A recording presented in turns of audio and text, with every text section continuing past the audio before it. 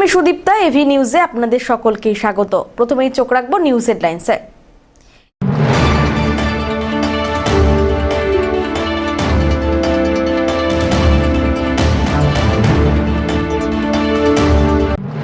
জলপাইগুড়িতে বিজেপি নেতার বাড়িতে বিক্ষোভ, প্রার্থী পরিবর্তনের দাবি।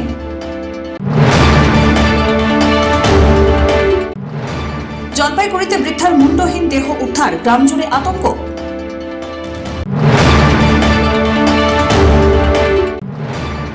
রাজগঞ্জে সভা করতে চলেছেন অভিষেক বন্দ্যোপাধ্যায়, যুবরাজের জনসভা ঘিরে প্রস্তুতি তুঙ্গে। এবার আসছে বিস্তারিত সংবাদে। জলপাইগুড়িতে বিজেপির রাজ্য সাধারণ সম্পাদক বাপি গোস্বামীর বাড়ির সামনে বিক্ষুব্ধ বিজেপি নেতা কর্মীদের বিক্ষোভে চাঞ্চল্য এলাকায়। রাজগঞ্জ বিজেপি কর্মীরা বাপির বাড়িতে এসে দীনেশ সরকার হারাধনকে প্রার্থী পরিবর্তনের দাবি জানায়, কিন্তু শহরের দলীয় কর্মীরা তাদের গায়ে হাত তোলে এবং ধাক্কাধাক্কি করে বলে অভিযোগ।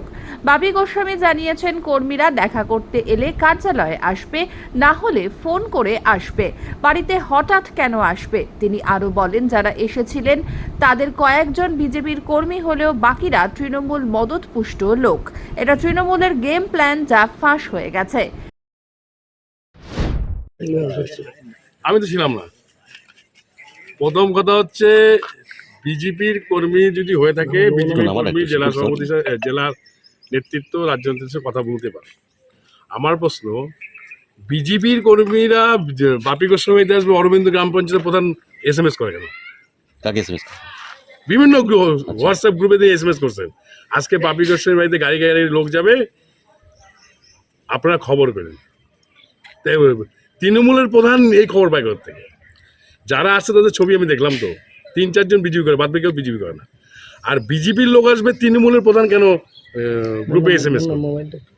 আপনারা বুঝেন না ব্যাপারটা কি আছে? না না, এটা তো জলের মতো পরিষ্কার না। যদি বিজেপির লোকের বাড়িতে বিজেপি দেখা করতে আসে, তাহলে তৃণমূলের প্রধান কেন SMS করবে গ্রুপে? বাপি গোস্বামীতে বাপি গোস্বামীর বাড়িতে যাচ্ছে কর্মীরা, বিক্ষোভ দেখাতে, হাত দেখাতে, দেন দেখাতে। আসছে তো 2টা গাড়ির লোক, 20টা লোক আসে। কাদের গ্রুপে SMS করেছিল?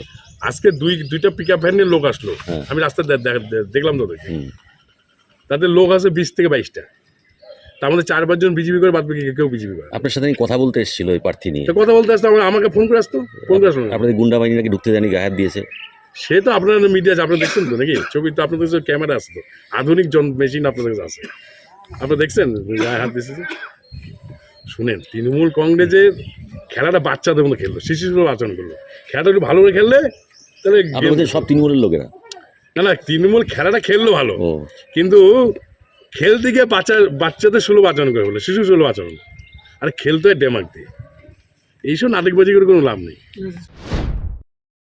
এদিকে বিজেপির সদর বিধানসভার কনভেনার অলিক দত্ত বলেন, দীনেশ সরকারকে প্রার্থী করার সিদ্ধান্ত ভুল হয়েছে। না, কোনো ধাক্কাধাক্কি করা হয়নি। এরা কিছু লোক নতুন তৃণমূল থেকে বিজেপিতে জয়েন করেছে, তারা বিজেপির কালচার এখনও জানে না। কারণ আমাদের ক্যান্ডিডেটটা ঠিক হয় রাজ্য এবং কেন্দ্র থেকে, এবং যে হাদন সরকার ক্যান্ডিডেট হয়েছে সে বিপুল ভোটে রাজগঞ্জ জিতবে। কিছু সংখ্যক বিক্ষুব্ধ আসছিল রাজ্য জেনারেল সেক্রেটারির সাথে কথা বলতে, উনি বাড়িতে নেই। আমরা এখানে লোকাল স্থানীয়, তো ওনাদেরকে বুঝিয়ে বললাম, তো ওনারা চলে গেল। ওনারা যে অভিযোগগুলো তুলছেন, দুর্ব্যবহার, ধাক্কাধাক্কি করা, না না, কোনো দুর্ব্যবহার, ধাক্কাধাক্কি হয়নি। সেটা যদি ওনারা বলে থাকে সেটা মিথ্যা ব্লেম। আর দ্বিতীয়ত হচ্ছে, রাজগঞ্জ হারাধন সরকার প্রচুর বিপুল ভোটে জিতবে। এই বিক্ষোভের পিছনে কি বিরোধী গোষ্ঠী বা বিরোধী গোষ্ঠীর 2-4 জন তো ছিল, যাদেরকে আমরা সরিয়ে দিলাম, দারুক হয়ে আসছিল। তার মধ্যে একজন তো কৃষ্ণ দাসের লোক ছিল, নামটা আমার মনে পড়ছে না। এরা চেষ্টা করে সবসময় এরকম উশৃঙ্খলা তৈরি করার জন্য। হাত আছে বলছেন? তৃণমূলের অবশ্যই হাত আছে। বলছিল যে বাপি গোস্বামী যদি সেটিং করে প্রার্থী। বাপি গোস্বামী টিকিট দেওয়ার মালিক না, আমাদের সাংগঠনিক একটা স্ট্রাকচার আছে। সেই সাংগঠনিক স্ট্রাকচারে এবার আমাদের যে ক্যান্ডিডেট ডিক্লেয়ার হয়েছে, প্রথমে কেন্দ্রীয় রাজ্য নেতৃত্বরা আসছে।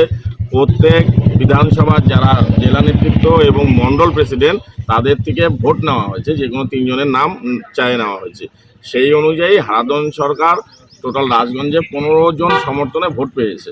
সমস্ত মণ্ডল প্রেসিডেন্টের ভোট পেয়েছে, প্লাস জেলা নেতৃত্ব যারা আছে তাদের ভোট পেয়েছে। তো তার জন্য হারাধন সরকার খুবই ভদ্রলোক।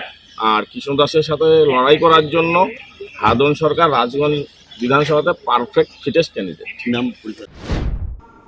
তৃণমূল কংগ্রেসের জেলা সভাপতি মহুয়া গোপ বলেন, বিজেপির মধ্যে গোষ্ঠীদ্বন্দ্ব চলছে, তারা নিজেরাই নিজেদের ঘর সামলাতে পারছে না। সব তো মিথ্যা, আপাতমস্তক মিথ্যা এই বিজেপি।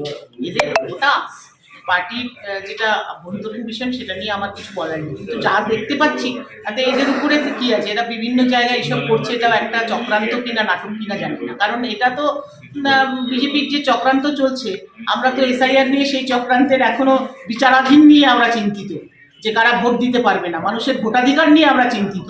আর এদের ক্যান্ডিডেট দিয়ে যে নাটক শুরু করেছে এক একটা বিধানসভায়, সেটা কি আছে সেটা বিজেপি দলই বলতে পারবে, আমাদের বলে। জলপাইগুড়িতে এক বৃদ্ধা মহিলার মুন্ডহীন দেহ উদ্ধারের ঘটনায় গ্রামবাসীদের মধ্যে আতঙ্ক ছড়িয়ে পড়েছে। শনিবার সকালে জলপাইগুড়ি সদর ব্লকের বাহাদুর গ্রাম পঞ্চায়েতের বাণিজ্যের হাট সংলগ্ন চেউরচণ্ডী কামাত গ্রামে উদ্ধার হয় দেহটি। মৃত মহিলার নাম সামিজা খাতুন, বয়স 73 বছর। তিনি বাহাদুর গ্রাম পঞ্চায়েতের সাতখামার এলাকার চাইচান্দি কামাত এলাকার বাসিন্দা ছিলেন। পুলিশের প্রাথমিক অনুমান, কোনো ধারালো অস্ত্র দিয়ে ওই বৃদ্ধার গলা বিচ্ছিন্ন করা হয়েছে। কাটা মাথার সন্ধানে তল্লাশি চালাচ্ছে পুলিশ। ঘটনাস্থলে জলপাইগুড়ি কোতোয়ালি থানার পুলিশ পৌঁছেছে এবং তদন্ত শুরু করেছে। গ্রামবাসীরা জানিয়েছেন, সামিজা খাতুন একজন নিরীহ মহিলা ছিলেন এবং তার কোনো শত্রু ছিল না। এই ঘটনায় গ্রামে আতঙ্ক ছড়িয়ে পড়েছে এবং পুলিশের ওপর প্রশ্ন উঠেছে। এখানে কি সবাই কান্নাকাটি? আজকে সকালবেলা আমরা ঠিক 9টার দিকে ঘুম থেকে উঠছি, উঠে দেখি শুনতেছি যে আমার কাকি বয়স 65 বছর হবে, বাড়ির পিছনে মাথা ছাড়া দেহ পড়ে আছে, রক্তাক্ত অবস্থায় আমরা নিয়ে আসলাম। কিভাবে ঘটনাটা ঘটলো আমরা কিছুই বলতে পারি না। এই জায়গাটার নাম কি? চেউরচণ্ডী কামাত, পোস্ট সাতখামার, জেলা জলপাইগুড়ি, বাহাদুর জিবির মধ্যে এটা পড়ে। আচ্ছা আচ্ছা আচ্ছা। এই বুড়ি মানুষের তো কোনো দুশ্মনও নেই, কোনো শত্রু নেই। আচ্ছা, কে বা কারা এই ঘটনাটা ঘটাইলো এখনো জানা যাচ্ছে না ব্যাপারটা। ঠিক আছে। ওনার কি ঘরের বাইরে পাওয়া গেছে বডি? হ্যাঁ, লাশটা ঘরের বাইরে পাওয়া গেছে। ঠিক আছে ঠিক আছে। এই মহিলার কি নাম ছিল? ওর নাম ছিল সমিজা খাতুন। স্বামীর নাম? স্বামীর নাম আফগর আলী। ঠিক আছে। স্বামী আগে মারা গেছে, 4 বছর আগে। বিধবা মহিলা। বিধবা মহিলা। অমিত বণিকের রিপোর্ট, এভি নিউজ।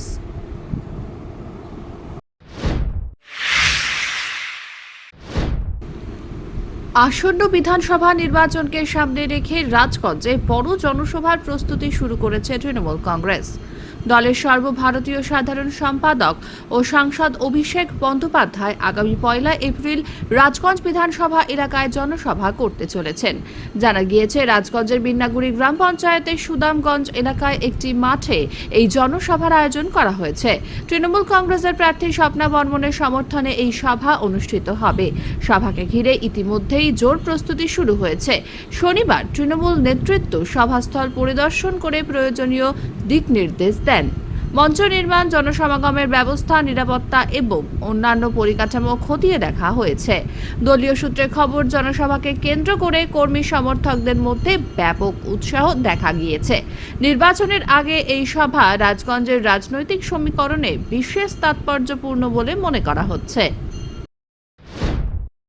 আছেন যে 26শে বিধানসভা নির্বাচন, বিশেষ করে আমাদের জলপাইগুড়ি জেলায় 23 এপ্রিল ভোট হবে। সেই 23 এপ্রিল ভোট উপলক্ষে যে আমাদের এবারকার রাজগঞ্জ বিধানসভার সর্বভারতের তৃণমূল কংগ্রেসের প্রার্থী স্বপ্না বর্মনের সমর্থনে আমাদের সর্বভারতীয় তৃণমূল কংগ্রেস দলের সাধারণ সম্পাদক এবং সাংসদ অভিষেক ব্যানার্জি 1 তারিখ বেলা 2টার সময় একটা বিরাট জনসভা হবে। সেই জনসভায় আমি কলকাতা থেকে নামলাম এবং টোটাল এলাকার আমাদের যারা তৃণমূল কংগ্রেস করে প্রত্যেক বিভিন্ন শাখা সংগঠন যারা আছে, নেতৃত্ব, তাদেরকে নিয়ে মাঠটা পরিদর্শন করা হলো এবং যারা মাঠটা করবে তারাও আসছে। তাই মাঠ পরিদর্শনে আমরা আসি এবং আমরা আশা রাখবো যে 1 তারিখ যেটা আমাদের বিরাট একটা জনসভা হবে, যেই জনসভায় মোটামুটি লাখ তো হবে না, এইসব জায়গায় মিনিমাম 40 থেকে 50 হাজার লোক যাতে আমরা জমায়েত করতে পারি। তার জন্য আগামীকাল আবার একটা কমিটি হয়েছে। সেই কমিটি আমরা বেলাগড়া দেবীচন্ডী হলে মিটিং ডেকে কিভাবে কোথা থেকে কোন অঞ্চল থেকে কোথা থেকে কত লোক আনা হয় তার বিস্তারিত আলোচনা করে সেই হিসাবে যাতে বিশাল আমরা জনসমাবেশ করতে পারি তার আমরা উদ্যোগ নিয়েছি। সব্যসাচী মজুমদারের রিপোর্ট, এভি নিউজ।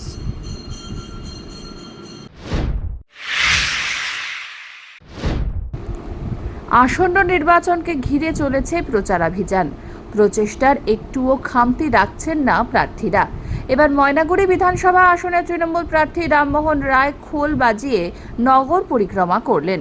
ময়নাগুড়ি আনন্দনগরে শুরু হওয়া অষ্টপ্রহর কীর্তনে তিনি অংশ নিয়েছেন এবং তুলসী মঞ্চ মাথায় নিয়ে ময়নাগুড়িবাসীর মঙ্গল প্রার্থনা করেছেন। একেবারে মাথায় তুলসী কেনে হাঁটছে, কি বলবেন? আমরা সকলে প্রভুকে স্মরণ করি যে আমাদের বাংলার মানুষ সবাই যেন ভালো থাকে। সবার শুভকামনায় আমরা পবিত্র সংকীর্তন করি, আর সেই পবিত্র সংকীর্তনে আজকে সভা আছে, সেই সভাতেই আমরা সবাই জায়গাতে আসছি।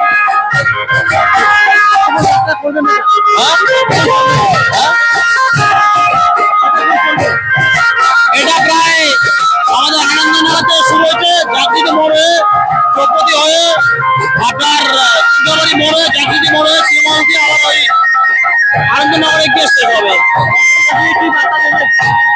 ময়নাবাসীকে একটাই এখানে বার্তা দেওয়ার বলতে সবচেয়ে বড়, প্রভুকে আমরা একটাই স্মরণ করবো, প্রভু যেন সকলকে ভালো রাখে। পিনাকি শিরের রিপোর্ট, এভি নিউজ।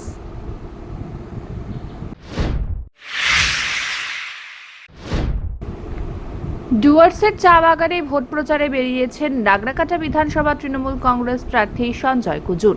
শুক্রবার রাত থেকেই জলপাইগুড়ি জেলায় বিক্ষিপ্তভাবে চলছে হালকা হাওয়া ও বৃষ্টি, কিন্তু সেই বৃষ্টিকে উপেক্ষা করেই ছাতা মাথায় চা বাগানে জনসংযোগ করছেন তৃণমূল প্রার্থী। এদিন কর্মী সমর্থকদের সাথে নিয়ে তৃণমূল প্রার্থী বেরিয়ে পড়েন লুকসান চা বাগানে। সেখানে কর্মরত চা বাগানের শ্রমিকদের সঙ্গে কথা বলেন তৃণমূল প্রার্থী। জোড়া ফুল চিহ্নে ভোট দেওয়ার অনুরোধ জানান।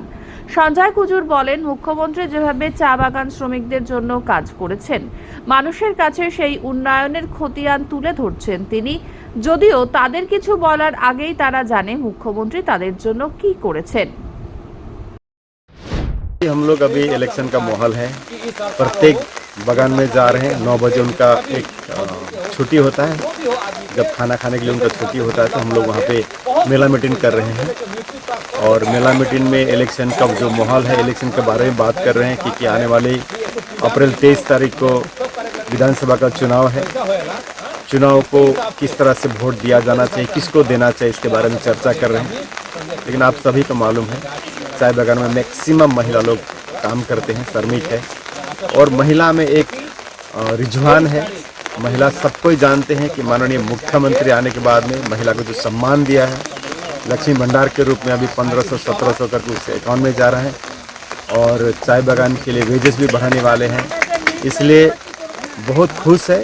वो लोग ममता बनर्जी छोड़ के किसी को नहीं पहचानते हैं। आने वाली 23 तारीख को उनका जो कहना है कि हम लोग ममता बनर्जी को ही वोट देंगे और जोड़ा फूल में ही वोट देंगे। धीमान रायर रिपोर्ट, एवी न्यूज।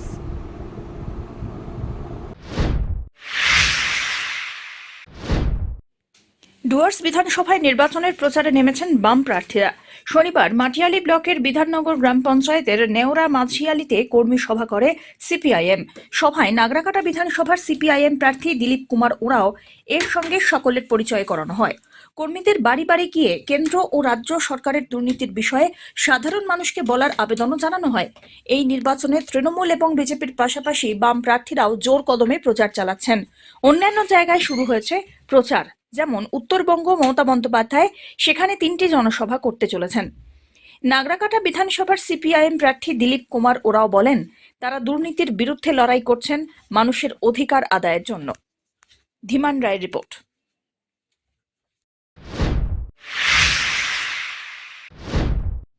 সান্দাকফুতে ফের এক পর্যটকের মৃত্যু। মৃতের নাম অঙ্কিতা ঘোষ, বয়স 28।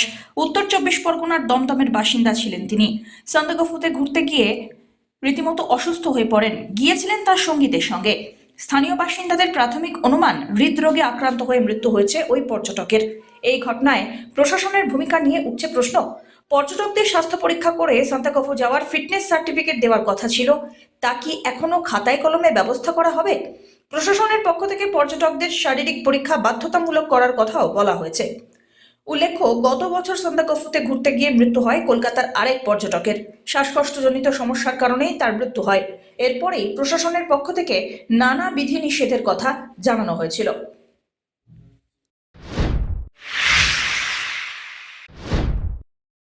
জলপাইগুড়ি পৌরসভার 14 নম্বর ওয়ার্ডে কুকুরের মরণ রোগ জলাতঙ্ক রোগ দেখা দেওয়ায় এলাকায় মানুষজন দারুণ আতঙ্কে ছিলেন। কুকুরের কামড়ে বেশ কয়েকজন আহতও হয়েছিলেন। বিপদের মুখে ছিল এলাকার বাসিন্দারা।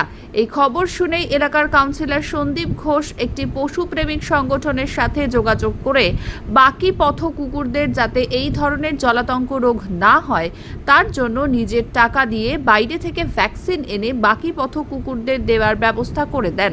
এই ধরনের উদ্যোগে খুশি হয়েছেন এলাকার বসবাসকারী মানুষজন। তারা কাউন্সিলর সন্দীপ ঘোষকে ধন্যবাদ জানিয়েছেন। আজকে আমাদের পাড়াতে ঘোষপাড়াতে গত দুদিন থেকে একটি কুকুরের রেবিস হয়। রেবিস রোগে সেই কুকুরটি আক্রান্ত হয়েছিল এবং সেই কুকুর আজকে মারা যায়। আমাদের একটাই ভয় যে বাকি এখানে এই গলিতে এই চত্বরে এলাকাতে প্রায় 20-25টার উপরে রাস্তার কুকুর আছে। সেই কুকুরগুলো যাতে ওই রেবিস রোগে আক্রান্ত না হয় তাই ব্যক্তিগত উদ্যোগে একটু ভ্যাকসিন দেওয়া হচ্ছে তাদেরকে, যাতে এলাকাবাসীও ভালো থাকে। আর সর্বশেষে এরা তো একটা প্রাণী, নির্জীব প্রাণী, এরা তো কথা বলতে পারে না, এরাও যাতে ভালো থাকে, এরাও যাতে সুস্থ থাকে। আমরা এনার উদ্যোগকে সাধুবাদ জানাচ্ছি এবং এই গত দুদিনের মধ্যে দিয়ে আমরা একটা খুবই সমস্যা আতঙ্কের মধ্যে ছিলাম। অলরেডি 2-1জন বাচ্চা বড়োদেরকেও কুকুরটা কামড়েছিল। এখন মানে দাদা সবার চেষ্টায় মানে সব রকমভাবে আমরা ব্যাপারটাতে এখন হ্যাপি, নিশ্চিন্ত। আর আজকে কুকুরগুলোতে দেওয়াতে যেমন শুধু আমাদের কুকুরগুলো যেমন বাঁচলো এবং এই কুকুরগুলো যাতে আবার মানে পরবর্তীকালে যাতে র্যাবিস না হয়, এগুলো আবার যাতে পাগল হয়ে অন্যদেরকে না কামড় দেয়, সেই ব্যাপারটাও মানে দাদা নিশ্চিত করে দিল। আমরা এতে খুবই হ্যাপি। অমিত বণিকের রিপোর্ট, এভি নিউজ।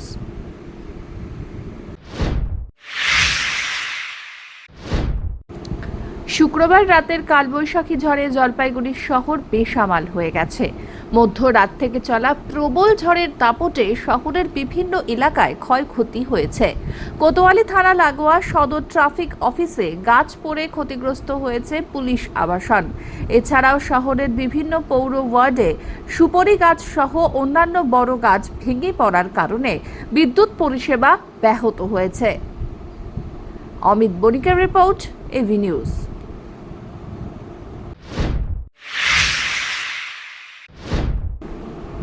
জলপাইগুড়ি জেলার 10 দরগা এলাকার দেবনাথ পরিবারের ঐতিহ্যবাহী বাসন্তী পুজো এবছর 150 বছরে পদার্পণ করেছে। দশমী তিথিতে বিশেষ রীতিনীতি মেনে পুজোর আয়োজন করা হয়, যা এলাকাবাসীর কাছে অত্যন্ত তাৎপর্যপূর্ণ। পুজোর পরিবেশে ভক্তি ও আনন্দের এক অনন্য মেলবন্ধন তৈরি হয়। সকাল থেকে ভক্তদের ভিড় লক্ষ্য করা যায় পুজো মণ্ডপে। ভোর থেকে শুরু হয় পুজো অর্চনা এবং অঞ্জলিতে অংশগ্রহণ করতে ভক্তদের দীর্ঘ লাইন পড়ে। নিয়ম নিষ্ঠা মেনে সুষ্ঠুভাবে সমস্ত আচার অনুষ্ঠান সম্পন্ন হয়। সন্ধ্যায় কয়েক হাজার মানুষের জন্য খিচুড়ি প্রসাদ বিতরণের আয়োজন করা হয়, যেখানে সকলেই অংশগ্রহণ করেন। এই প্রাচীন পুজো শুধু ধর্মীয় আচার নয়, সামাজিক সম্প্রীতির এক উজ্জ্বল দৃষ্টান্ত হিসেবেও পরিচিত। ধীমান রায়ের রিপোর্ট, এভি নিউজ।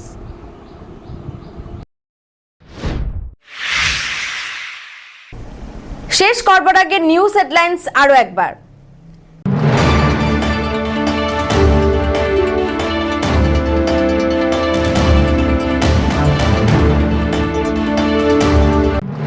জলপাইগুড়িতে বিজেপি নেতার বাড়িতে বিক্ষোভ, প্রার্থী পরিবর্তনের দাবি।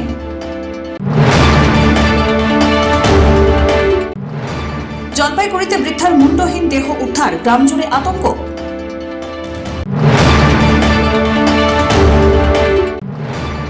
রাজগঞ্জে সভা করতে চলেছেন অভিষেক বন্দ্যোপাধ্যায়, যুবরাজের জনসভা ঘিরে প্রস্তুতি তুঙ্গে।